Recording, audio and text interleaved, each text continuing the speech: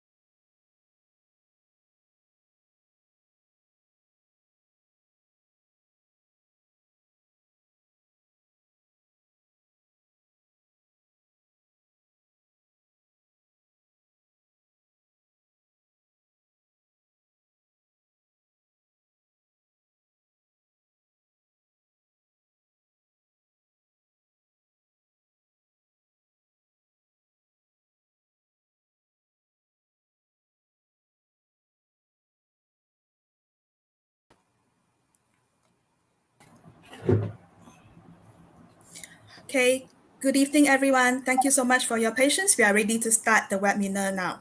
So once again, thank you very much for attending tonight's webinar on the repercussions of COVID-19 on children's development. So in efforts to contain the COVID-19 pandemic, widespread lockdowns have been implemented, among which schools have been shut down periodically for long periods since March 2020. With childcare programs, kindergartens, and schools closed and social distancing measures in place, the children's developmental pathways have been undoubtedly affected, with the lack of physical learning and social interaction. Their academic learning has been interrupted and uneven, in addition to them being unable to attain the cognitive and social stimulation that they would normally get outside of their homes. The stay-at-home orders have also caused disruptions to the familiar schedules of the children's lives. So our webinar tonight, will strive to discuss the short-term effects and the long-term implications of the pandemic on children's development and how can some of these development challenges be addressed. We are very lucky to have three very good speakers with us tonight. And before we start our discussion, please allow me to introduce our speakers. Our first speaker is Dato Dr. Liew. He graduated in medicine in 1987 and psychiatry in 1994 from the University of Malaya. He subsequently pursued subspecialty training in child and adolescent psychiatry and cognitive behavior therapy at Oxford, United Kingdom. In 2018, he completed a postgraduate diploma in multi-generational family therapy from the Academy of Family Therapy in Rome. Dr. Liew was practicing in psychiatry in Penang General Hospital from 1994 until his retirement in 2019, and he now consults at Island Hospital and Pantai Hospital. He also focuses on developing a multidisciplinary approach to child and adolescent psychiatry by setting up services through smart partnerships with NGOs. Dato Dr. Liew acts as the Vice President of the Penang Mental Health Association and is also a founding member of the National Malaysian Child Trauma Psychosocial Response Team. He presently teaches a certificate and diploma in family therapy program in Kuala Lumpur, in addition to conducting training in cognitive behavior therapy. Our second speaker is Datin Indranee Liew. She has 31 years experience teaching in Kuala Lumpur, Penang, and Oxford from early years to tertiary level. With a first degree in law, Datin Indranee chose teaching as a career and pursued further qualifications in education, English language teaching, and special education. With a postgraduate qualification in education from the University of Leicester, Datin Indranee holds qualified teacher status in the UK, a HRDF certified trainer.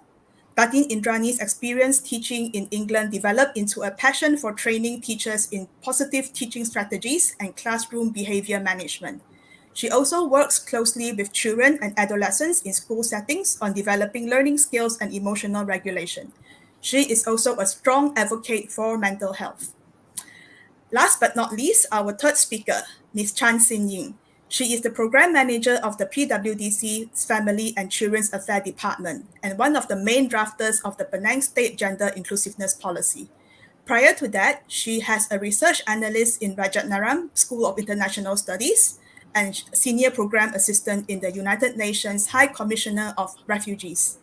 Currently, Sin Ying and her team is assisting the state to implement the Penang State's Childcare Policy 2013 and Safe Family Policy 2020. Now, before we begin our discussion, just to our audience, we invite you to put in any questions you may have to our speakers through the Facebook comment section or the YouTube comment section. When putting in your question, please state your name, and if you represent an organization, please do state that as well. To start off tonight's discussion, I thought it would be interesting if we ask our speakers about the academic development of the children. As we all know, I think academic development is one of the major areas that has been impacted negatively because of the pandemic. With the starts and stops in reopening of schools and overall vague SOPs, what has been the primary concerns for children's intellectual development, especially for younger children, as early childhood education and primary education are considered to be the foundation for their intellectual development? If I can perhaps invite Datin Indranee as an expert of early childhood education to give some of her thoughts on this matter. Thank you, Yeong. Definitely, academic development has been affected at all levels, whether in early childhood or up to college and university level. I am particularly concerned about the early children in kindergartens and preschools, and also year 1, year 2, because the foundations laid in this early childhood education stage will support them as they go on to higher education. Actually, as what we need to do now is that we need to actually assess the children. They've been almost 2 years online. Okay, so we should be returning to school on 1st November, on Monday, and we need to assess the children academic learning. That's one. But I think what is more important will be actually their physical development. I know that, and very sure that there are children who are going to return to kindergarten or preschool and primary school, and you will notice that they are not able to walk properly or run properly. These children will have difficulty climbing up the steps, the stairs to the slide. And when they walk up the stairs, you will also notice the difference. Why? Because they have been literally locked up at home. And they've not had the opportunity to run around. So what, for instance, I have actually done is that my clients who actually run kindergartens, what I've actually told the teachers is for them to assess the children's academic standing, also watch and observe their gross motor skills, running around, and fine motor skills. I know what's going to happen is this: children who have been online when they are 4 years old as well as 5 years old, when they come back to school, they are going to have problems with holding the pencil. The pencil grip won't be there. And another thing is, they will not be able to form the letters. You know why? When the teachers teach online, this A, this B, and then we sing and all that, we see all the letters moving across the screen. So the children will be able to recognize the letters, but they can't write it. They can't form the letters properly. Why? Because parents are telling us that their children refuse to do homework. The children don't want to write. So, okay, my suggestion is very simple to all these kindergarten and school teachers: no need to complain. Why is your writing so horrible, etc., etc. Forget it. What is past is past. Give them some interesting handwriting activities. For example, before you can start learning writing letters, you need to know the certain shapes. We call it pre-writing. So give them nice little pre-writing that they can, all right, write and make it interesting. I've seen some whereby, for example, here is a rabbit, this side is a rabbit, and this is a carrot. Okay? And you're supposed to draw the line to connect the two. Another thing that is actually very important is children usually have problems with writing, and they get tired of writing because people who are supervising them keep on telling him wrong, wrong, wrong, erase, erase, until sometimes there's a hole in the paper and they cry. So give 2 or 3 sheets, leave it, come back to it later. Fine motor skills is another area.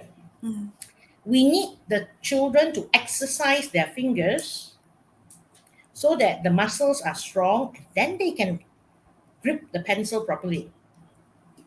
All right? So don't scold the children if they cannot write properly. Use certain activities and games to strengthen the muscles. Thank you, Datin. I think we will also move on to discuss a bit more about the cognitive side and the physical side of the development later on as well, and we'll be hearing from Datin again. And but right now, I also want to go back a little bit about what we've mentioned earlier about it being the foundation of their development. And Datin has also mentioned that because online learning is really a problem for all, especially for young children and the preschoolers. So is online learning really lacking in stimulation, and are they really less able to command attention and concentration? Dr. Lai, I just want to hear some of your thoughts on this. Like, how do we basically, how do we keep the children's concentration since they have been losing it with online classes? Now they are returning to school. What should be done? What can be done? Online classes itself, whether it can catch the children's attention, a lot depends on the teachers, right? If a teacher just read from the book, then the children will lose interest and lose focus. But if the teacher interjects, include like short video clips to show them things that is she talks about from the book, then children will find it interesting. So whether or not children can focus online also depends on how the teacher teaches. But on the other hand, teachers are sort of put into this situation very abruptly. So teachers themselves are not trained to do online teaching. So those who does it well, we have to say they're very good in being creative, coming up with their own ideas.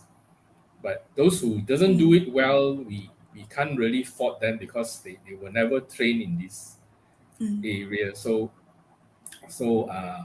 But we have to applaud them for doing the best that they can. Moving from online to going back to school again, I actually saw a teenage client recently in my clinic. He had some depression, but he was getting better. So I asked him, next month, they said school is reopening. How do you feel about it? He said, I feel excited. He actually looked forward to going back to school. So I think different students have different feelings about going back to school. There are some children or teenagers who really look forward to going back to school, meeting their friends, getting to play, basketball or ping pong with their friends. There's another group of children who may be who have some social phobia or fear of interacting with people. They may feel a little bit worried about going back to school. So different children have different kind of attitude. The other thing I like to mention is we need to go slow on these children coming back to school. We cannot straight away insist that they hand up their homework on the first day or insist that they must have completed their work during the MCO. So those are not realistic, and if we do that, we will only cause more trouble for ourselves as teachers, and for the children. So go slow, be more flexible, and like what Indranee says, open our eyes to observe, because this whole thing is very new. I was trying to look for some review papers overseas. What do people do? What are the impacts of the pandemic on their children overseas?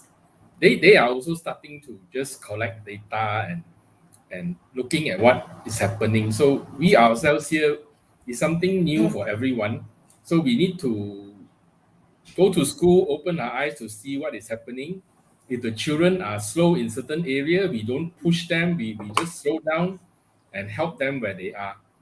And if the children come up with certain difficulties or problems, then teachers may need to get together, discuss how best to handle those problems, and if there is a need to ask for outside professional help when necessary. Yeah. I can also say that I actually have heard of children who don't want to go back to school on Monday because they haven't finished their work from all the online classes. So actually, like Dr. Lai says, don't be so strict. So they come back, those who have done the work and passed up their work, praise them. Those who have not, okay, leave it first. Because the idea is to have them come back.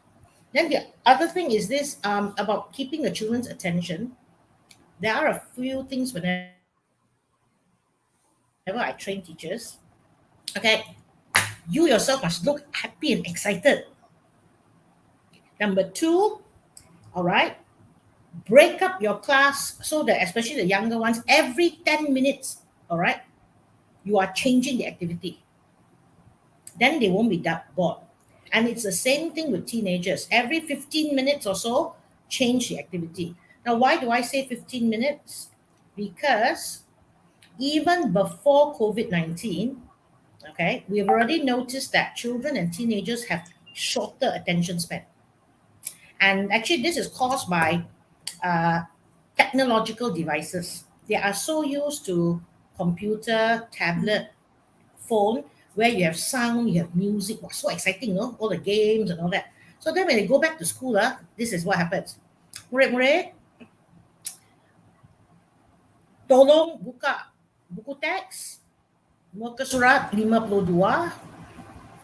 Okay, now, not the children and teenagers will turn off, not only them, I will turn off attention. So change activity every, okay, maximum 15 minutes for the older ones. And you will see the difference. When I say change activity, it just means this. You have one topic, but you have 4 activities to teach that topic.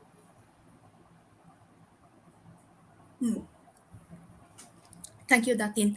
So, Ying, just want to get some of your thoughts because I think in your department with PWDC, you do work pretty closely with the ground. So, I'm just wanting to get some of your thoughts on how are parents feeling basically with school reopening on Monday. Are they worried? And how do you think that parents and teachers should work together in this regard? So basically, they are actually two sides. One is like they are very concerned because they are still concerned about the number of cases, and then there is this Delta variant coming in, so they are a bit concerned. So what I heard is that some childcare centers are operating, but people are still not sending in because they are worried. But at the same time, a lot of parents also feel very relieved because like finally the children are going to school. Because for the parents, based on our learn from home syllabus from the Kementerian Pendidikan, parents are kind of like playing like 80% of the teachers because like especially for the off-site learning, which the school will just leave syllabus at the school gate, parents has to pick up and then they have to teach the students, the kids, and then after the kids finish the homework, they send back to the school. So the teaching part is played by the parents, but then at the same time they need to work, especially for like B40 families is even difficult because they have to travel all the way to the school, pick and then go back, and then some might not be able to read. And then the online learning also, some parents actually feedback saying that I have to actually choose which one from my kids to actually go to class, because like if I choose the one that really can study, but what about the others, because they don't really have like enough quota for internet. I'm saying for the B40s because the T20 normally they don't have problem.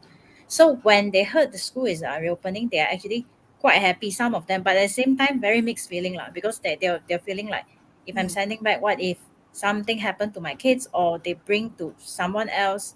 So it's kind of mixed feeling. Like Dr. Lai said, this is relatively a very new thing because they are not just worried about the virus, and especially for the kids that just go to standard one, they only go to school for like 1 month, I think, this year around April, and then now they're going back. So they are trying to explain to the kids like, why are you going to school? Because the kids are still like very blur in terms of why should I go to school because I have been going online. Why should I go and talk to people? Why I need to wear uniform? So these kind of things are the things that parents are struggling to explain to children because they can't just give instruction, oh, you have to go. But they have to actually explain to them like, when you go, you have to listen to the teacher. Then the children will actually question them back like, why should I listen to the teacher? Like, why should I queue up for something? And then, yeah, that's the difficulties the parents are facing. So it's quite a mixed feeling for them. If I may suggest, like Datin and Dato say, need to give patience to the students, the parents, and the teachers also, because like especially now our syllabus is all very teacher centric. I go in and teach online or offline, same, I go in and teach, I got 47 students. I Not to say I don't care, but then I can't really know that the level of understanding of the students until exam. So that's what we do. But last time we can go to tuition, and then how many tuition class that the student have went. But now it's worse is that this student, they have already missed the time to spend more time with the teachers to learn more, and then they do online. Some miss online class, but it's not intentionally missed because they don't have internet at home. So if we stick with that syllabus, it will actually, you'll see a very huge intellectual gap between like the students, especially for the B40s. So what I think is that the government should actually tone the syllabus a bit back to the basics like calculations, basic readings, basic writing. Not like when they go to primary one, they straight have to go comprehension. That's what happening in standard one now. So if you ask me, that will be something that the government should actually think about. Yeah. Thanks, Ying. So we have basically been revolving our discussion a little bit geared towards the academic development for the younger children, especially with how Ying and Datin both bringing up that the early childhood is a very important foundation and the primary one, and that has been interrupted. I just want to spend a few minutes discussing perhaps like what are the impacts on the adolescent children, those who are in their teens. Are they facing different problems, especially they are basically moving towards tertiary education? How has that kind of interruption been? Datin, maybe I could invite you to answer first. Firstly, we'll have problems with children who are entering Form 1 or Form 2 after having done studies, primary 5, primary 6 studies online for almost 2 years. And because if you, let me think. Okay, what's the Matthew effect? Grade 3, standard 3. All right, just to mention that there is something called Matthew's effect. And what it says is very interesting. Year 1 to year 3, okay, that's when the child is learning to read. Years 4 to 6 and onwards, the child is reading to learn. You notice the textbooks get thicker and thicker, no? Correct? Yes. So our problem actually is this. It's on all levels, From kindergarten moving up into year 1, year 2, Shilling was saying, they are not going to be able to read because teaching them online is not easy. So actually, phonics and suku kata should be taught when the children return to class for the year 1, year 2. You may even have to do it for the year 3. And then for students who are going into, say, year 4, year 5, their problem is what? They may have not learned to read properly at a higher level or do comprehension. Okay, I'm just talking about literacy. Can you just imagine maths? If you don't know how to add and subtract, please tell me how you're going to do multiplication. So all this is higher level, year 4, so 3 and 4, the multiplication and all that. Then after that, you come with what? Algebra, geometry and all that. So if the children don't have a good foundation here, it will be terrible trying to enter secondary school, but they have no choice. They have to enter secondary school. So actually, in the secondary school too, when the children come in, the teachers need to check whether they have actually got the skills that are necessary to help them, all right, in learning. Because if you don't have the foundation. I always use kueh lapis. Okay, there's no such thing as year 1 lapis, year 2 lapis, and then suddenly year 3 and 4 kosong one didn't go to school. No, then now we force you to go in year 5. Same thing as in primary school. Child didn't go to primary 5, primary 6. We put them into Form 1, Form 2. And so what will then happen is these children will also do badly in lower secondary. And the kids who studied lower secondary online, lagi teruk, they are going to go into Form 4 and 5, upper secondary. And you know that the level of thinking and understanding and knowledge is a jump.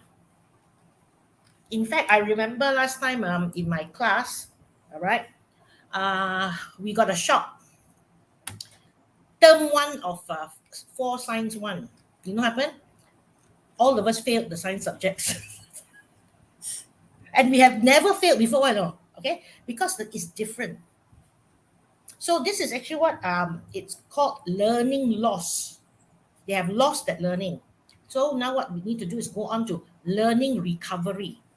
And the learning recovery depends a lot on the teachers in school. And the parents need to support. But I do know one definitely that parents and teachers are actually very stressed. Okay, they're very stressed. I know.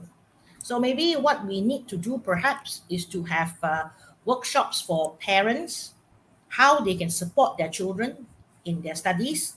Maybe we can have a situation whereby we have a workshop where we identify what are the areas of learning loss, and then how you deal with it, how you do learning recovery.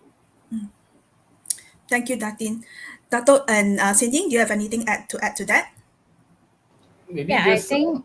Oh, sorry. Yes, Dato.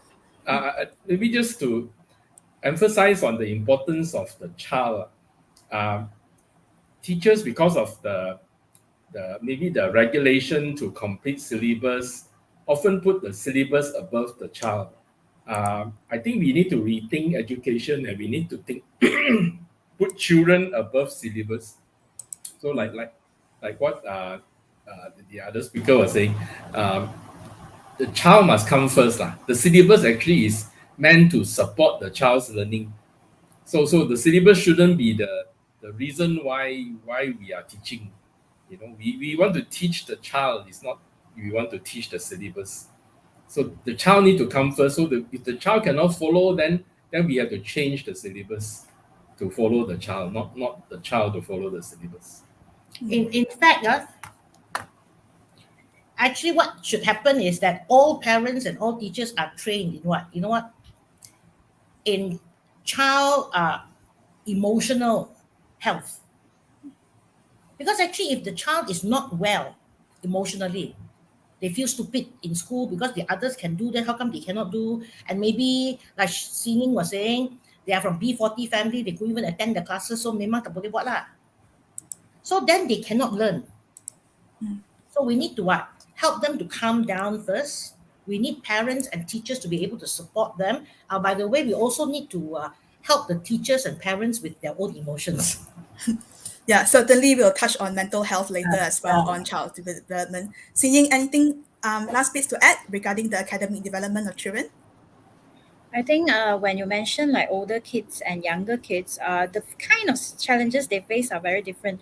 Because for younger kids, we realize that the uncertainty they're feeling is that I don't know why am I going to school? Why am I learning these kind of things? Because they are very confused. Like sometimes I need to go to school, sometimes I don't need to. And then I can just stay at home with my grandma, but I have to on the laptop, something like TV to learn it. But I have no idea like why am I learning it. But for the older like teenagers, the problem they are facing is that they need to adapt to the new kind of learning, and it is even worse lah, for the B40 because like they have like gadgets limitations. So one of the teachers actually told me that the concern he is having is actually the loss of interest in learning for the older children. Yes. Because their performance are dropping, like based on the one of the article that Brookings released recently, the performance actually dropped from 2019 to 2020. They dropped. So that's why they're feeling that okay, so I'm learning this way, and then I have no idea after that the things that I'm learning can be used in the society or not. Especially for those who are in Form 4 or Form 5, they're going to uni and then they spend their first year, don't know what's happening in the university. Their friends are all avatars. So the kind of uncertainties and the loss of interest in learning is something that we are very concerned about, like especially for teenagers. So I think that is something that when people come out with policy, they need to consider in the future. Yes. Thank you, Ying. Thank you, Dato and Datin. So I think we'll move on to discussing a little bit about the social cognitive development of children. So I think we all know that when children go to school, it's not just to learn, but it's also essential in helping them to mature. So they are not only important for intellectual development, but also for social cognitive development. And I think with the pandemic, especially with social distancing, not being able to see each other face to face. So, and what are the impacts of the pandemic on the development of cognitive skills, such as primarily we'll start with such as language and speech. Dr. Lai, can I have your opinions on that? Yeah, there will be a change from staying at home and going to school. Going to school, you are forced to talk to people and interact socially with your friends and teachers. So maybe I think in the beginning few days they need to adapt lah. But majority of children, I think after the first 1 week, they should be able to be quite at home. It is the marginal children that we may need to help a little bit more. Those with some maybe social skill difficulties or who doesn't really know how to interact with people. Maybe some who are on the autism spectrum. So those may need a bit more help, maybe from school counselors or teachers. But like I said earlier, we observe, we see what comes up, what are the hurdles, what are the difficulties that shows up, and then we deal with them as they come. Yeah. Also, I'm thinking also more of some things like developmental delays. So, but we're always saying that there's a divide between the B40 children and the rest of the children. So, for the B40 children, is there a danger in the sense that they're actually not able to understand or to comprehend or to talk properly? So, sort of like they have this delayed developmental kind of issue going on, and how do we kind of overcome that? How do we remedy that? I think Datin will be a good person to answer this question. There was research done abroad, either UK or America, and what happened was they discovered that the number of words that an infant knows when he's 2 years old, okay, will affect his academic career. And okay, so what then happens is, I can't remember the exact number and all that. So if children know, say, 1,000 words, okay, they will have no problem entering primary school. Children who know less than whatever number of words will struggle. And the reason is this. You realize that when you actually go to school, all right, there's a lot of, you have to learn from the teacher, right? And when it's primary, secondary, and university, you'll notice it's all verbal. Most of it is verbal, unless you're going to a science lab or you're going for PE. If not, everything is verbal. Correct? All right. So what's going to happen is children from middle and upper middle class families will definitely have a wider vocabulary at the age of 2 and later on. Why? The parents have more money, and so they have access to more resources, including, English camp and all sorts of things that they go to. And then they go for Kumon or whatever it is. So those children will be better prepared to start year 1 and have much greater chances of success. And so the B40 children, when they start year 1, or in only year 1, even in, say, kindergarten, if they're going to kindergarten, they're already behind, At 2 years old, you're already behind. So what needs to actually done is, when you have a toddler, okay, maybe this can be done. Parents, okay, when they're toddlers, all right, there's a program for the parents, all right, what are the words and how they can use it around the child so that the child hears. And that will improve their academic prospects. And this also, all right, is important for children in primary school and from primary going on to secondary. And another thing that was quite interesting was this, all the way to university. Yeah? In the end, all right, those who get better jobs are those who are more fluent in, say, usually English, and one more thing, social skills. And all these social skills and all that, it's the upper middle, okay, class. They have this. This is usually not so much emphasized on in B40 families because the parents are not home. They're struggling to make money so that the family can survive. Thank you. Yeah. So on the topic of social skills, which is the kind of the next thing I want to bring up, because as a child, I think it's been said that the way the child navigate and understand the world is not just at home. So a lot of time they do it in school. So they do it through their friends, they do it through their hobbies, playing with their friends, sports, and all of it, interaction with the outer world. So that has been sort of shrunk down with the whole pandemic going on in the last 2 years. So especially for adolescents, even I think because older children are more social and they kind of need that interaction, especially when you're a teenager. Like, okay, I don't tell this to my parents. I need my friends. So how has that been interrupted? Their social skills. Ying, can I have your thoughts on it before I move on to Datin and Dato? Because for kids, they learn mostly through like peer playtime, play education. This is something that happen in kindergarten where they learn like norms of society to form their own social circle and then to form like how they actually behave in the future back in the society. But these things are kind of like the time is kind of frozen for them because they're at home. They just behave like whatever they want. And then there is a regression like when they go back to kindergarten. That's when we actually do interviews with like operators. This happens not just in like the middle class like type of kindergarten, but every type like for the upper middle, it happens because when they go back, they forgot like how to actually share with friends. They actually forgot like actually during this time you have to do something, and then you should actually wear uniform when you come to school. They kind of forget all these things. So when they are back to home and then go to this kindergarten, they kind of develop some children just say that I don't want to go already. So because I'm so comfortable at home, but this is very critical because this is the time where they should understand the norms of the society and then how do you behave with each other. But they are lost that. And then for teenagers, of course, they can depend on gadgets to talk to their friends. But what if for those who doesn't have, they can only WhatsApp, and then this has kind of make them like, okay, I can just WhatsApp, so I don't have to go like face to face interaction. So they start to refrain to actually talk to people face to face, and this is going to be very serious because eventually they have to go back to the society, and then they forget how to behave or they didn't learn how to behave. So this is something that is we should actually look into, but I think it's very least mentioned when we talk about like the effects of children in terms of COVID. Yeah.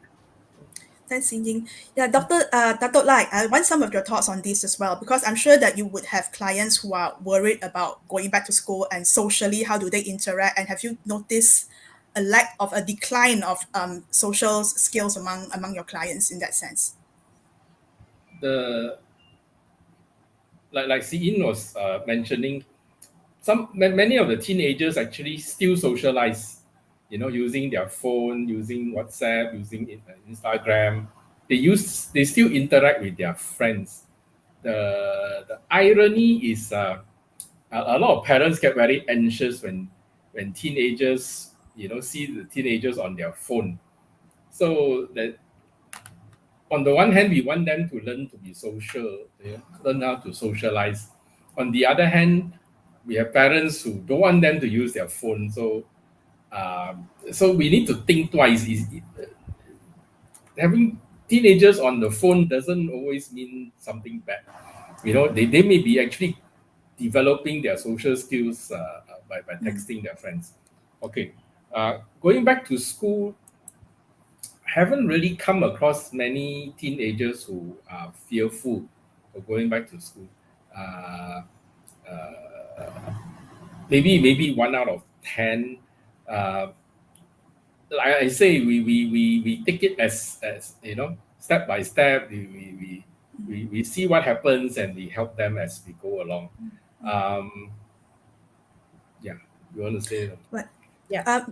just one more thing I want to ask Dr. Lai before I switch on to Datin Indranee. But do you think that face-to-face interaction, the kind of social skills in interacting face-to-face, do you think there's a danger of that declining? If everyone is so fixed to their phones, like Ying say, oh, I can just WhatsApp my friend.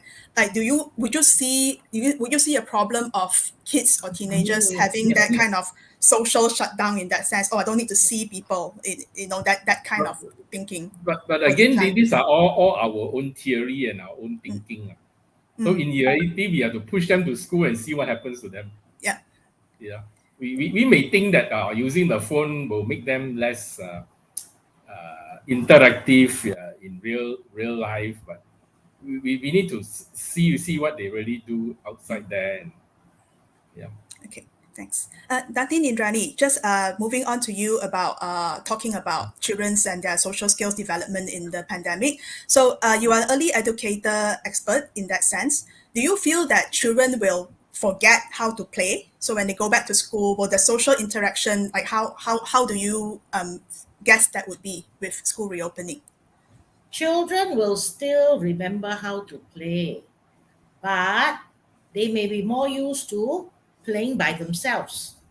Then when you go back to a kindergarten, usually in a small group, okay, there may be some problems. 2 or 3 of them want to have the same toy, and all right, they have forgotten or they were never taught how to take turns and share. So what will happen therefore is in the kindergartens, the teachers have to be very careful to teach. And one very good way of teaching is this. I would actually go and get another teacher and then we role play. No, mine, I won. And then now, okay, is this what a child you are supposed to do? Then the children, I hope, will say, no, very good. Then you say, all right, why don't you play with me? What do you think of this? Yes, that's right. Okay, see, that's how you share.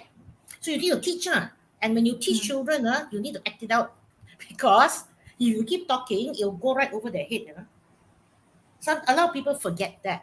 And then this has also got to be taught to the primary children and even the secondary, actually. But if it's secondary, you need to do it maybe in a little different way. And then in the upper primary also, there are actually games to teach social skills.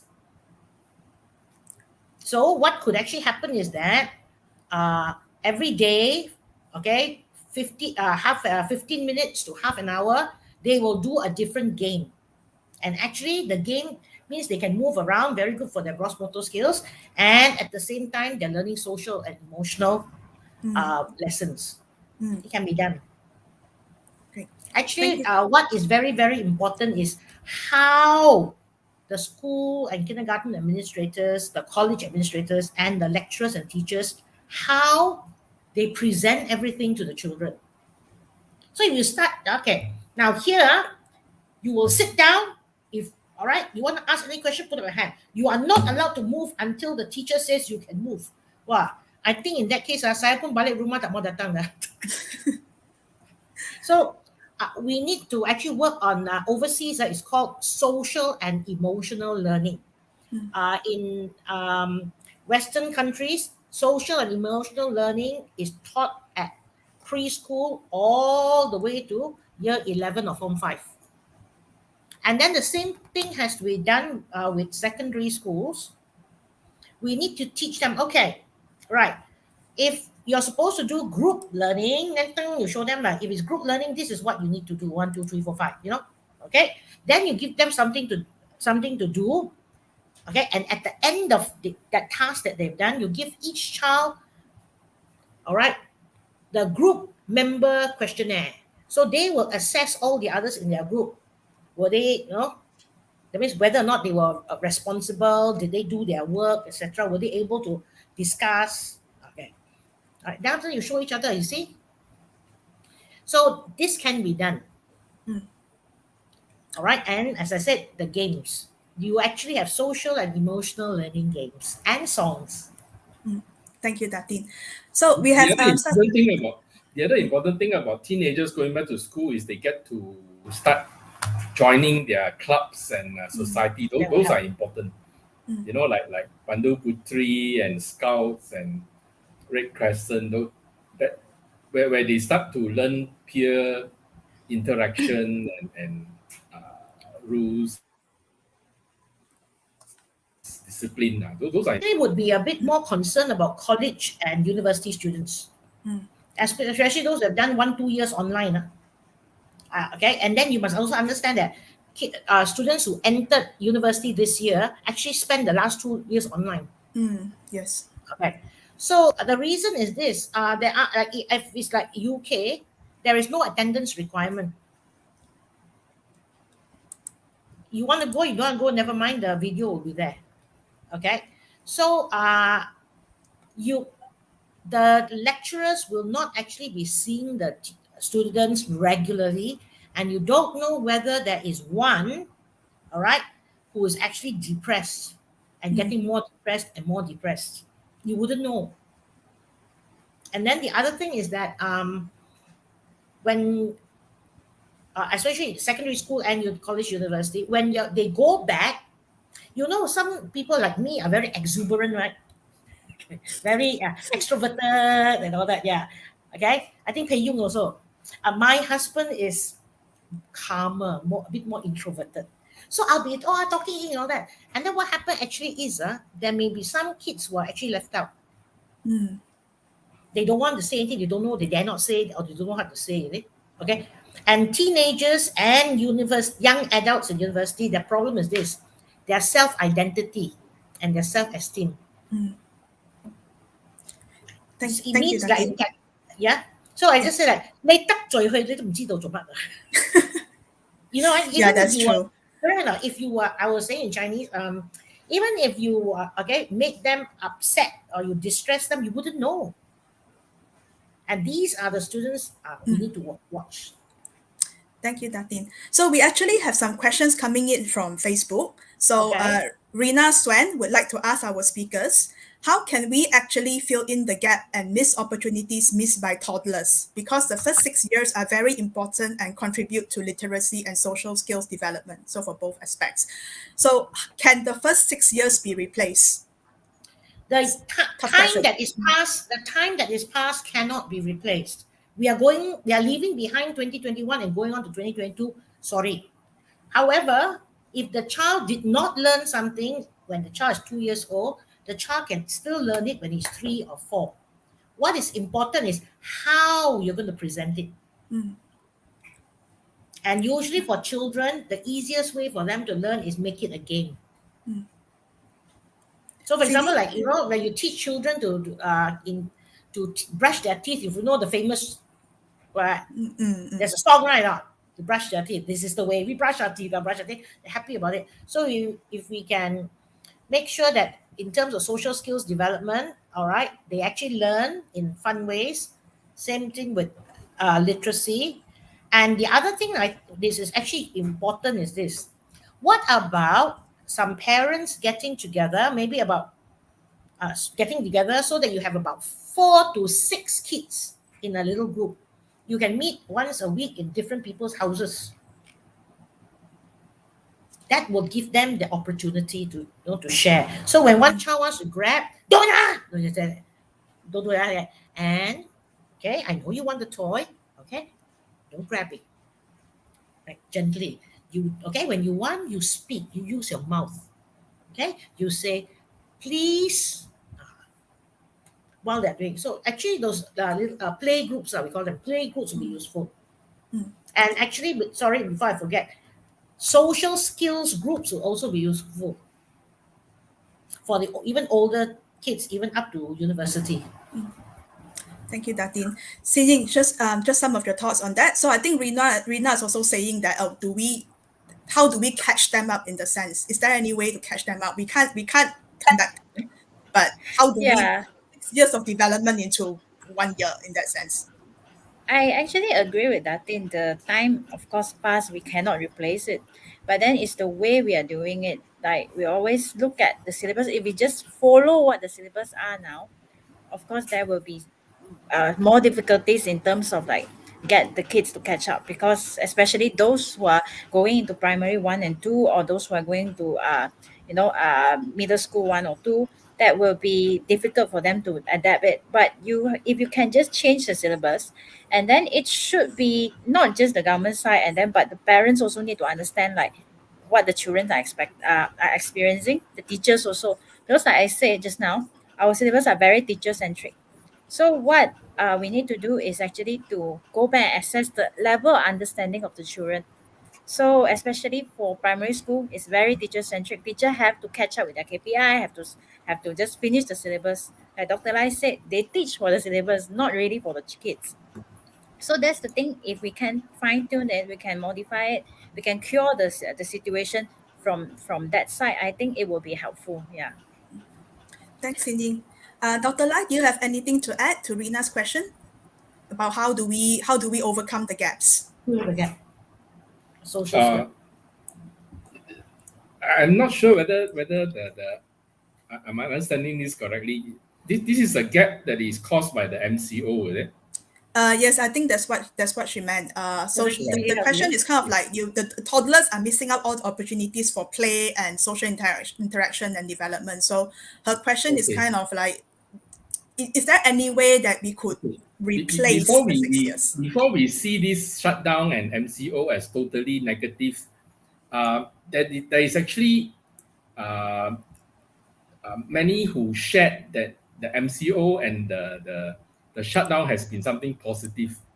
So before we take it as a totally negative thing, there has been people who shared that MCO has been a good thing for them lah. One of them is like it is the first time our family get to come together to see each other face, for a long time. Otherwise, before this MCO, everybody is doing their own thing, and the house is like a hotel. People come and go, and people don't see each other. So now MCO, everybody has been in the house, and we get to talk to each other. So there are positive things that is happening. You may think that the toddlers have lost out. Maybe before the MCO, the maid will put your child in front of the TV the whole day. But during the MCO, the child gets to play with people in the family. So that is not a loss, that is a gain.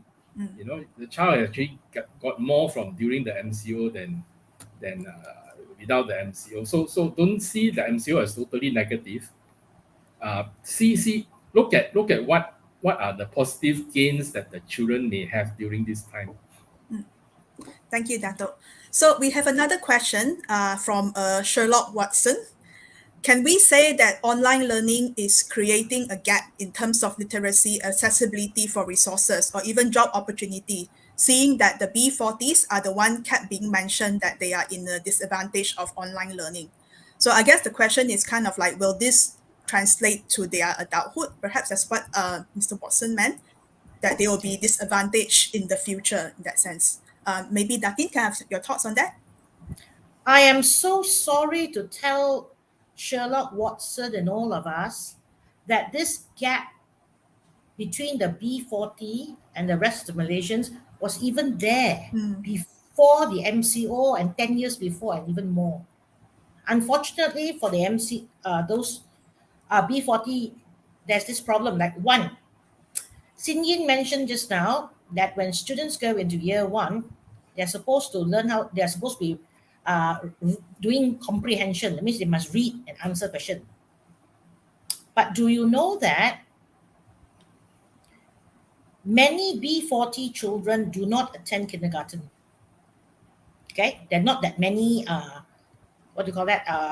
sponsored kindergartens. So the children the poor kids will enter first time academic opportunity will be entering year one.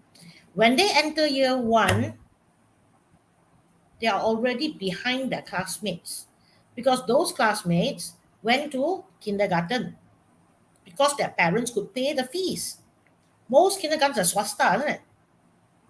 And then, depending on where you are, say like in Penang, some of those children went from Kumon and all sorts of things. All right. So definitely the B40, there is actually a gap and it continues. And what I get upset about is because these children enter year 1 and they are not prepared.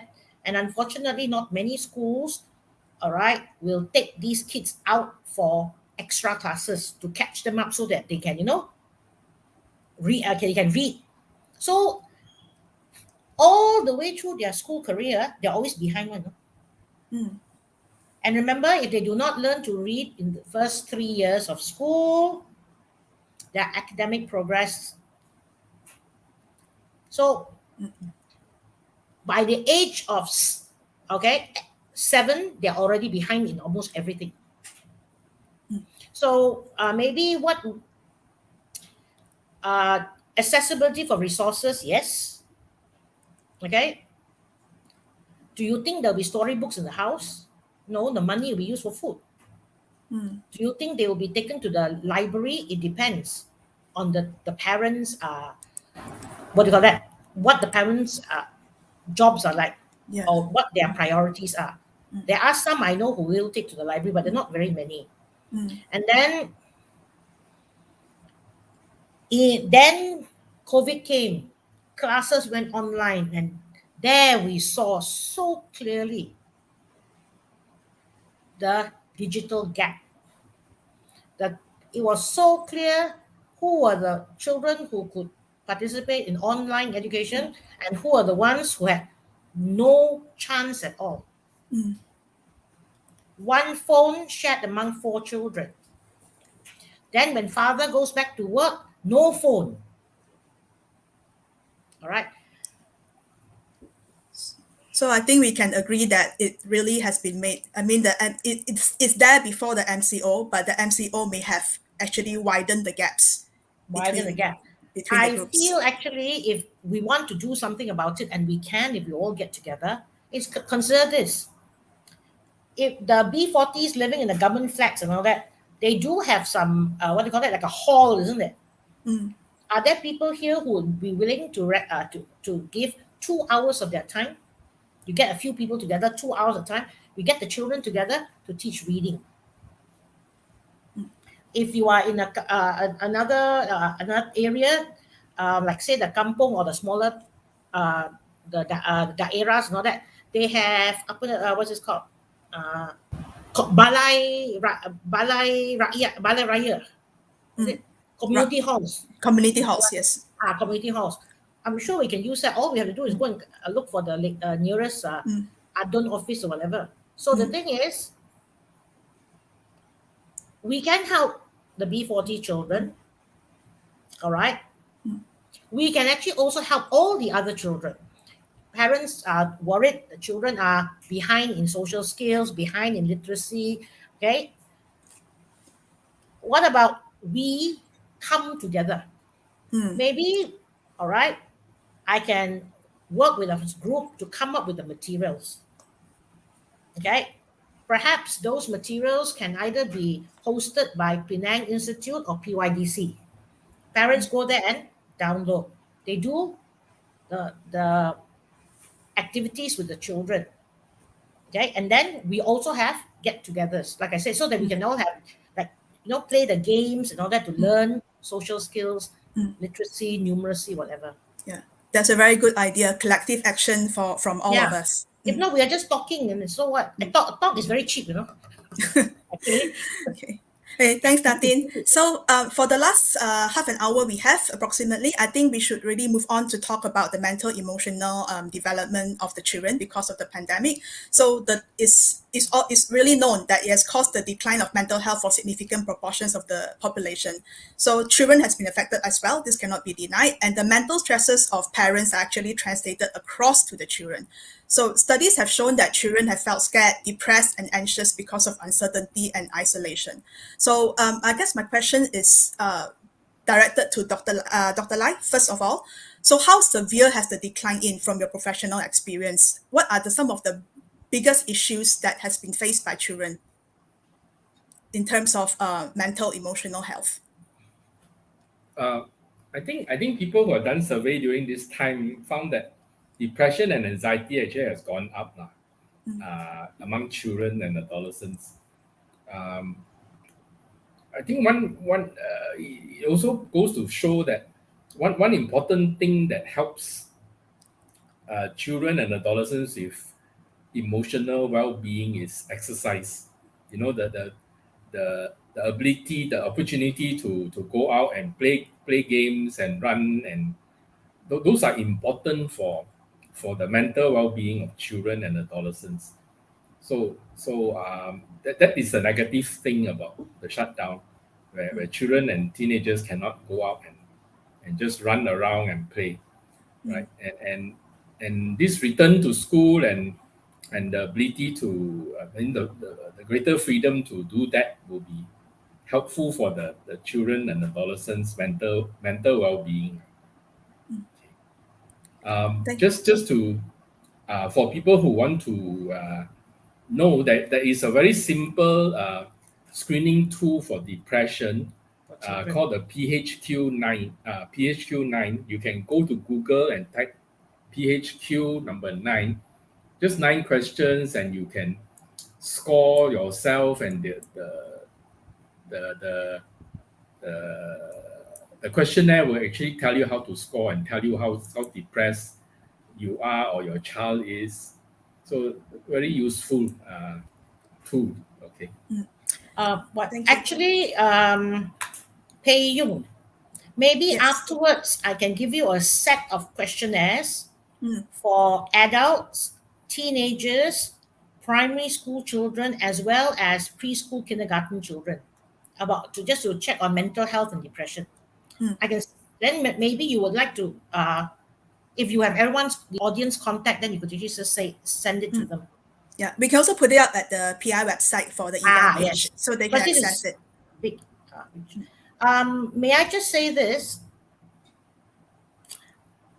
If we want the children and the teenagers to grow and develop, that means the last 2 years, okay, what we do that, why don't we learn and share what we can do to ensure that the children and the teenagers and the young adults all grow and develop well despite the pandemic. I was just thinking, just like, World War I, World War II, all right, 1941 to 1945, there was World War II. People didn't go to school, university, whatever. Then after that, we moved to the suburbs. All right, villages. They continued like I know my father, he was in the middle of doing an accountancy, the LCCI kind of qualification. He couldn't finish because World War II struck. So what I'm saying is that life will go on. Only thing is, all right, how do we make our lives more pleasant? How do we make our lives more we cannot benefit everybody, not just be me and I alone, but others. So like Yeong was saying, yes, we need community action. I was wondering, for the people who are here, those who are interested, maybe we can get together to do a focus group to go and trash out actually what are the main areas. All right, because I'll tell you what's one area that a lot of people is that they don't realize because they don't know about it. Do you know a lot of problems at school and at home are caused by communication? How many times I call you? You know the kind of thing. What? No. All that kind of things. So after a while, especially the teenagers are very upset when you hear that. Husband and wife also get upset. Teacher also and the students. So actually what needs to also be done is we all need to learn how to communicate. There is a very interesting thing, I just learned about it. It's called non-violent communication. How you can communicate without putting the other person down, without shouting at the other person. All right. So that is what we need, because if we have that, I think a lot of the other problems, will slowly settle. I guess mental health, when it comes to mental health, like good communication is probably a huge key in helping to alleviate these issues as well. So Ying, I just want to ask you, because you, like I said earlier, you actually do a lot more work with the people on the ground. So what are some of the issues that have been cropping up with regards to mental health and how the children are dealing with it, or even how their parents are dealing with it because of the pandemic? So actually, from the feedback from primary ones, teachers especially, they said like there is a trend showing that children are behaving like they're crying a lot, they're wetting themselves a lot when they go back to school, or there are cases that children are going to see psychiatrists. And then this is, I mean, like if the parents bring the children to see psychiatrists is good, but there are also cases that the parents themselves are so stressed, and then they just don't know how to do, and then they leave it. So there are cases like that. And then when children are staying in a family that is already burnt out, that is going to affect them like really seriously, because they lagi lah don't understand like what is going on.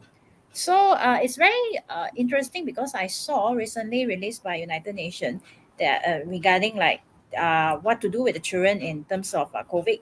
There's one place that suggests that how to teach people, teachers, parents to explain about COVID-19 to the Yes. children.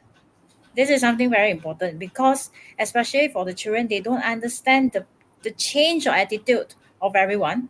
So therefore they are very, very stressed, because the change of attitude of the teachers, because I don't really get my teachers interaction that I got in school, the change of attitude in their for their parents and even siblings. So they are experiencing stress, but the parents now, they are also in a very stressed like situation to actually tell the children. So that is something that I saw in the report, I think released last month, saying that there should be a way to explain to the children how Yes. to actually deal with it. And then in terms of what Datin said, in terms of non-violence communication, is also something that we would like to highlight also, because like the family burnout actually is not the only factor of domestic violence, yes, but then it actually accelerate the process of getting into real Yes. violence. Correct. Yes, so that actually also something happening in the community. But sadly, I'm not. I don't think it's a Penang issue, but across Malaysia, we don't have the prevalence data showing that how many cases are happening now in the MCO, because we do have like data lah, but we don't really have the prevalence data. So that are the things that are happening in the community now, and then how to actually deal with it. I think policy and laws are important, but it's just that we also need the awareness in the community to understand that okay, you need to communicate with your family in a non-violence way, and then there is no way that violence should happen in a family. And how does it affect your children, your spouse, and then your anyone in the family? That I think that is very important. Yeah. Yeah. Do you all know about the Penang Care Alliance? Yes, You yes. have heard of it? Yeah, but please do elaborate on it for our audience, Dr. Lai. Because for those who do not know, Penang State together with the NGOs have come up with this project called Penang Care Alliance. There are three arms. One is mental health support. The other arm is on the providing basic necessities, and the third one is on helping people to look for jobs. So people who have lost jobs, unemployed, who are in financial difficulties, that there is this place that you can contact, and they will help you out where they can financially, as well as help you find a job. So this one actually will help reduce a lot of stress in many families. It's so Miss Penang Care Alliance also uh, provides groceries for those who actually have lost their job, no, and they just can't afford food. How do you Thank you, just Datin. Google Thanks, it? Dato. Google Penang Care. I can type in Penang Care Alliance number, but how do I do it? Yeah. Oh, never mind. I'm good. I think I can ask our admin team to put Yeah, it up okay. on the screen. Yeah. Right. But moving on, Ying, just to add on, elaborate a little bit more about what you've said earlier just now about non-violence communication and what's been happening at home. I think even though there's no prevalence data, I think it's pretty obvious that domestic cases, abuse cases have actually been increasing. And then I think this adds on to the mental trauma suffered by the children at home. And it's not domestic Yes. abuse, it's not just husband and wife. So children might be Yes. suffering abuse as well. So what is the current mitigation? Like what has like as part of a governmental agency, like what do you think should be the mitigation efforts when it comes to this? Okay, so especially for domestic violence, I think the most important is of course, intervention is very important, but the most important is still the awareness. You can have a lot of support system, but if the people inside the support system don't have the empathy to actually help the victim, or don't really understand why domestic violence happened, they just feel like it's a family affair. It's just like a spouse hitting a spouse because of anger, because the other person actually do something, and then the person just cannot take it and then hit him or her.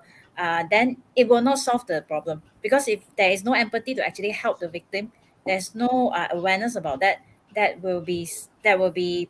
Like, even if we have the law, we have the law, we actually have the law, but then you can always hear that people are saying that enforcers are telling the victims to go home, because like they're not aware of why this happened, and then what kind of situation faced by the victims. So it's even worse when you talk about like children. So now what we do is actually normally we take the victims and the children away from the perpetrator, take them out from the house. But actually what we are trying to advocate is that you should take the perpetrator out of the house. You see that's the way that Are our you working with current the policy and law. WCC? Yeah. No, she's with I PWDC. PWC. Yeah, I was with Okay, part of WCC the for a while, WCC. and then yeah, I'm now with PWC. Okay, So okay. actually that's the thing, that when people don't really understand why this happened, when you have like a system to support them, but if the people inside the system, the first thing they ask the victim is like, oh, why your husband or wife hit you, then that's another issue already. You are starting to do like victim blaming. So I think the mitigation is the awareness need to be there. Of course, intervention support system need to be there, and then the effects of domestic violence need to be understood by the society also, because a lot of people, when we go and do talks also, a lot of people, they thought it's just like between the husband and wife, so they kasihan the wife, but they don't know is that the after effect towards the children, because they might grow up either enter a abusive relationship, or maybe become like the perpetrator themselves. They might For, repeat the for, action that the adults they did when in their childhood. So that is something that actually Penang State government is trying to do, is that we are running awareness session quite a lot also. Yeah. for children who Thanks, are Ying. traumatized, we are actually quite fortunate in Penang. We have quite a number of certified play therapists, like what's her name? Priscilla, Priscilla Ho. Mincy, and Christine Teo. They are all qualified play therapists, and they Yeah. are trained to work with children who are traumatized. Yeah, and I want to add with what Dato Lai said, is that in Penang we are fortunate that we have NGOs, and then we even have a temporary shelter. Even we only have one in Ireland, but then at least we have like certain channels to actually help the people. But in the mainland, we often receive cases from Kedah, because they don't really have like the NGO networks that the Penang have. So this is something that I think should be taught also by not just the federal government, but also other states government, local governments, to actually formulate how to actually mitigate this issue. Yeah. Thanks, Ying. So moving on, just want to talk a little bit about the access to help, the children's access to help when it comes to their mental health. So I think we've been talking a lot about children in B40 having the sort of like the less access and the less opportunities. So, and at the same time, I think children in less privileged households in this time period, given that their parents and their family will actually face more external stresses of financial difficulties, lost job, lost wages. So they face this problem more often than the other children. And given that they have actually have less access to help, how do we reach out to these children? How do we basically find these children and encourage them to talk about their mental health? Dato Lai, can I have your opinions on this? One thing is to let people know that actually clinic kesihatan nowadays, you can find clinic kesihatan in almost every, actually in every district you can find, Yes, yeah. quite a number. And our clinic kesihatan nowadays, they are actually quite well equipped. Most of them have a family medicine specialist. He or she is a specialist in family medicine, and they are also trained in psychiatry and psychological kind of handling psychological problems. So if a child has a need, psychological need, maybe depressed or anxious. A lot of times they think that they have to go to GH to see a psychiatrist, and then you have to wait a long time. You don't really need to. You can go to a nearby clinic kesehatan, and they can help you there. Okay, you see the doctor there. They can refer you to the they call it FMS lah, Family Medicine Specialist, and they can start the treatment there. Only if the case is too difficult, then they will refer to the psychiatrist. Okay, so make use of the existing resources available. So basically, this information needs to be disseminated to the community so that they know that it existed. Yes. Datin, do you have any thoughts about that? About the issue of less privileged children having more difficulties in expressing themselves? Yes, they would. In many ways, one is they don't have a lot of contact with other people, so they may not be, when they don't know people, so they are more quiet, or more introverted because they don't know the people. As I said earlier, definitely the B40 children are affected, but we need to come up with a program that is feasible to help them. And there's actually one more thing. We've been discussing the B40s, but I'd like to make it quite clear that children, all right, from higher income groups are also affected, but affected in different way. So I can tell you now, for the international schools and all that, when the children have just gone back, their problem is, you know what? One, all right, computer addiction. Okay, two things will happen. One is they want to stay home to play a computer, they don't want to go to school. The other thing that happens is that they will go to school, but they'll be sleeping. You know why? Because the children are getting up, the children are staying up until 3 a.m. Playing computer games. So the situation is different. Yeah, and we will need people to be able to, help parents to solve these issues. What my one method that I suggest is, this needs the parents' cooperation, because I have had teenagers who tell me that my parents are also always on their phone. Okay, so just say that you insist that you need to go to bed at 10. At 10 o'clock, all the children will bring all their devices to the parents' room. Okay, bye, good night. Keep it there. Okay, that actually helps a lot, because if not, it's very difficult. The kids are really so addicted.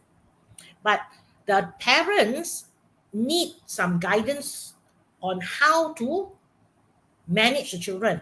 No screaming, shouting, slamming the door and all that. Which are the things they can ignore? The slamming the door, I didn't hear anything. Which are things that they cannot ignore? What if the teenager, and they have done this before, a number of children, they'll say that I'm going to kill myself if you don't give me my devices. So in one school that I'm in, okay, the principal is very receptive to this. So parents whose children refuse to hand in their devices, very simple. Okay, every weekend on Friday, they leave their phones and all that in the school. The principal will lock it in the office. You can have it on Monday. And we discover that actually you only have to do this once or twice. Okay, enough. They will hand their devices to the parents at 10 o'clock. So, different situations. Okay, thanks, Datin. Oh, sorry. I have another situation is this cutting. We're getting more secondary girls who are cutting. Especially when they're anxious, they're worried. Okay, they don't want to go back to school because there's one girl there, they don't like, or that girl has said something about her online and all that. It happens. So that's something that we should be taking note as well of the children. Yes, actually, where there's cutting, it is actually very dangerous. Yeah, and you will definitely need professional help in that sense. Correct. Yeah. Ying, just quickly, some of your thoughts on how do you think we could encourage the children to talk about their mental health issues so that help could be given to them? Yeah, actually, first, one have to recognize that mental health is not something that is bad. Talking about mental health is something bad, because like for parents, some might react like, if you're saying that my child have mental health issue, that means my child is crazy.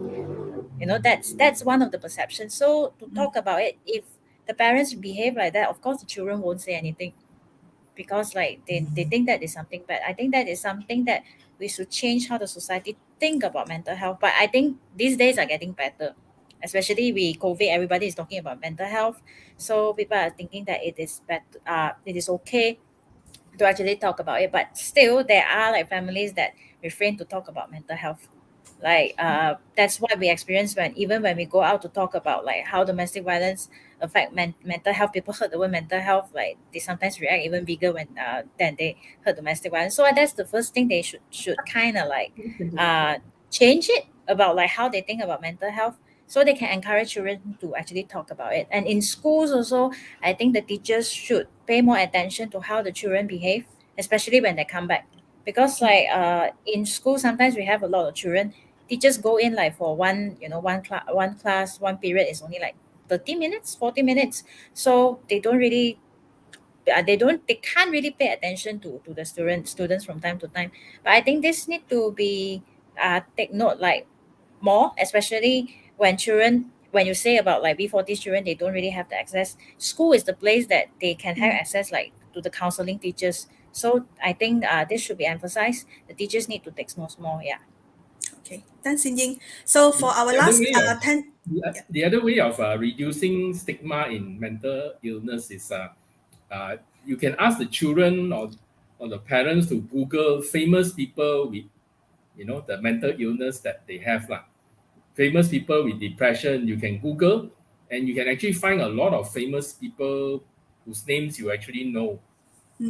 And then famous people with OCD, or famous people with anxiety, or famous people with schizophrenia.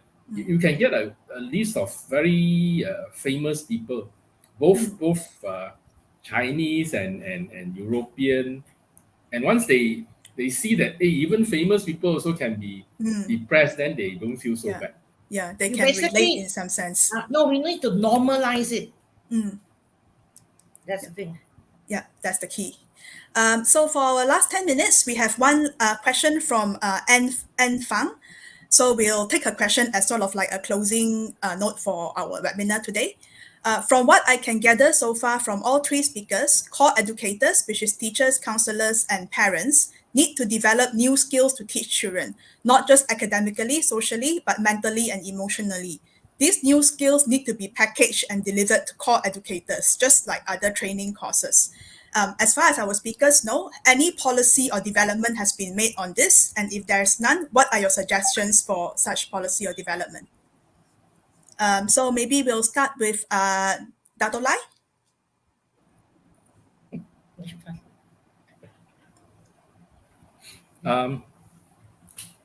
There's one book you may like to have a look. It's called WOWW. Not really a book, it's a project. Working on what works. It's just a approach. A lot of times our approach is we start with the problem and we solve the problem, right? This approach is we start with what works. Okay, so there may be many problems, but you look for what works. Okay, let's say a child who is very difficult in class, but you go and look for what works with this child. You know what? Maybe when it comes to art class, she is very quiet and she does her work very well. So there's something about art and her that works. So working with what works is an approach that is overseas people have found to be quite helpful. Thank you, Dato Lai. Datin, Indranee, anything to add on whether should there be any policy or development and what can be done? Definitely, we need this. We are already behind because there's actually 21st century skills, and okay, it's been talked about, up here. It never came down. So 21st century skills of collaboration, communication, all that. So I agree with Anne that there are new skills. Okay, there are new skills. So the materials, the resources are available. It's how we are going to publicize and get people to come and work together.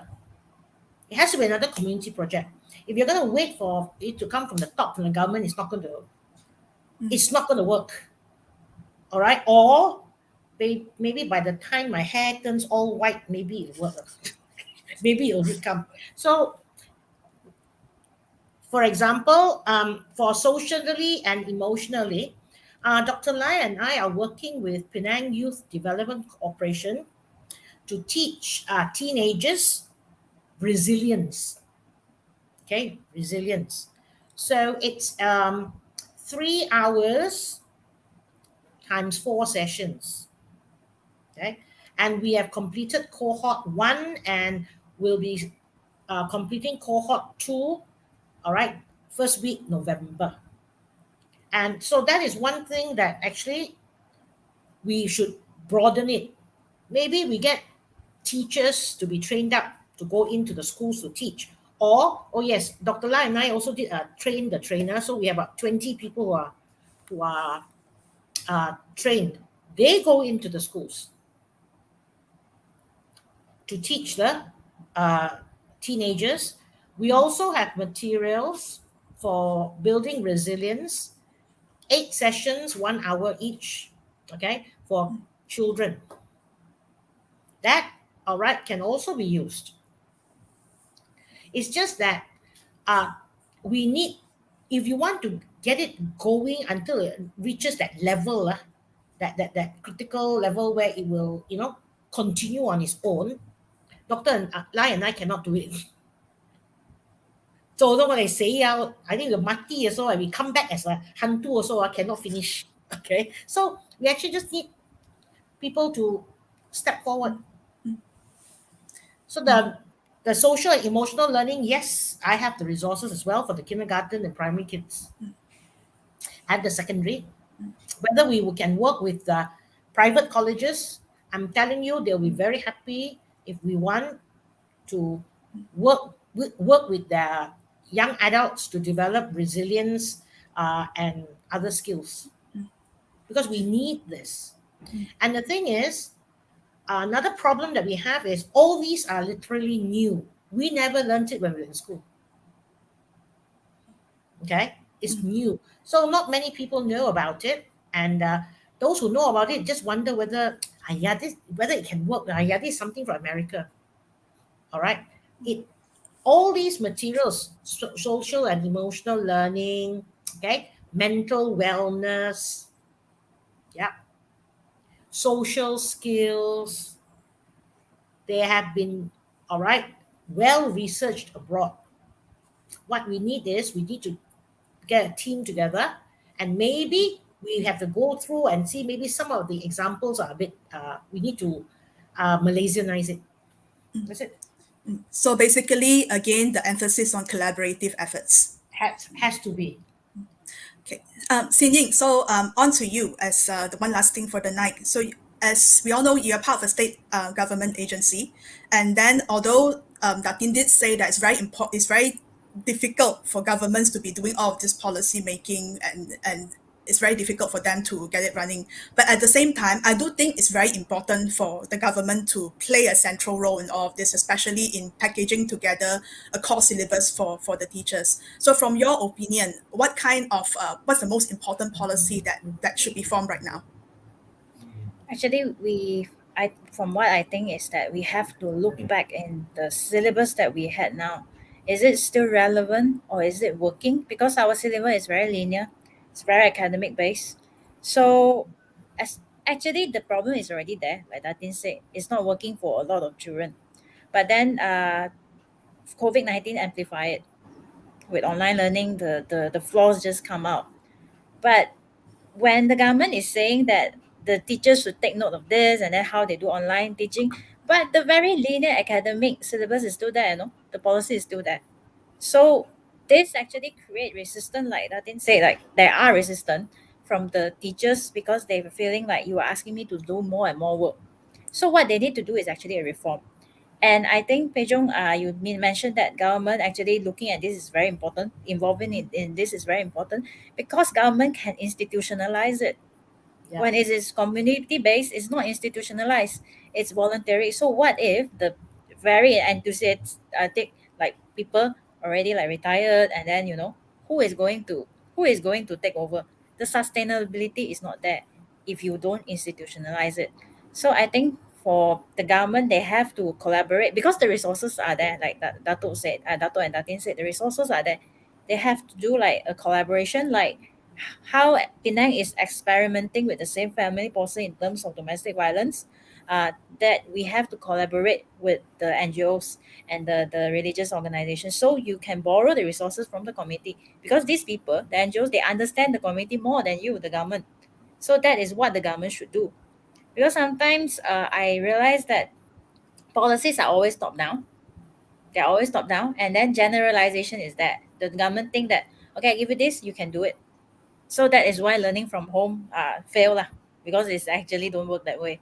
So I think that's the thing that the government should have like more discussion and also implementation, not just discussion, together with the community-based organization or whoever that have the resources. I think that is very important. Yeah. Again, it's back to the fact of the importance of key collaboration between all the stakeholders, government, NGOs, and community, all of that. Yes. Okay, I think we have reached the end of our webinar. Any final thoughts from our speakers? Datin, any last thoughts? There is a type of therapy called solution-focused brief therapy. Normally, a lot of people, when they talk about psychotherapy, they think of, wow, you must lie down on the couch, right? Okay. Solution-focused brief therapy is just 2 or 3 sessions. That's it. And it's called solution-focused. So what is the problem? Okay, right? We'll talk about, see what you can do to resolve it, finish. Maybe we need Dr. Lai to use that technique with the all the different stakeholders, so that instead of passing the blame or telling that, but that it's been done like this for the past 50 years. Well, obviously it's not working, isn't it? So you got to change it. So then we have a discussion whereby you are focused on solution. I think that will be much, much, much better. Thank you, Datin. Dato Lai, any last thoughts? No, thank you. Ying, any last thoughts from you? My last thought is that actually to work on this issue, it doesn't only involve like just one party, government, or looking at the children itself only, but it should be a more holistic way. And also you have to kind of incorporate intersectionality when you are doing policies. I mean, for government, because like the policy that came down always, there's a generalization that everybody can use it, but obviously it's not. So that is something very important that we would like to convey to the government, and then we hope that this will actually change because the norms of doing drafting policy are still in that direction. So to solve this problem, I think that is very important. Thanks, Ying. Okay, thank you, everyone. Thank you for your time today. I hope that this webinar has been fruitful, has been interesting, and has helped you gain some insights. And hopefully you could carry on this discussion to the community and think about doing some collaborative work in terms of basically helping the children that needs help in the community. And once again, my deepest appreciation to our 3 speakers tonight. Thank you so much for your time and expertise. Dato Lai, Datin, Indranee, and Ying. Thank you very much. And thank you, everyone, and looking you. forward to you to attending our other webinars. Thank you and good night. Thank you. Thank you.